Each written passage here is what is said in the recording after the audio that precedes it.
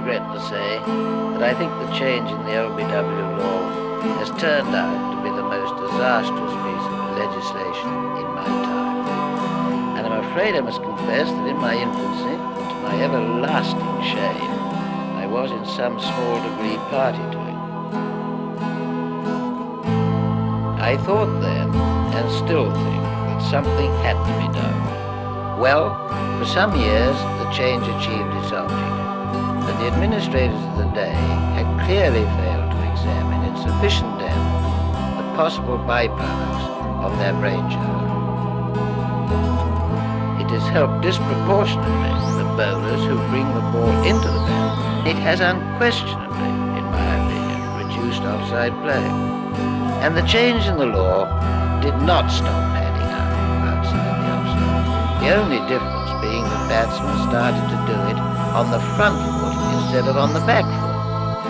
And the proof of this is that in recent years, an additional clause had to be added. It's commonly known as the intent clause, since a batsman can now be out LBW to a ball pitching outside the offside and would have hit the wicket, regardless of where his legs are, provided, in the opinion of the umpire, he made no attempt to play the ball.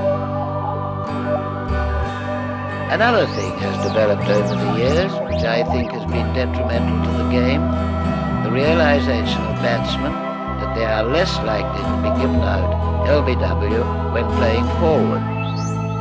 The first movement of so many batsmen now is to push forward.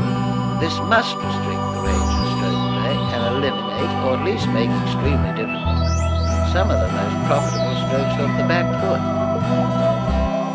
So much of the variety and sense of urgency, once amongst the charms of our game, are no longer. Containment is so awful. Maybe I'm prejudiced, but I believe the change in the LBW law in 1937 must bear a larger share of the blame. It's easy to be wise long after the event.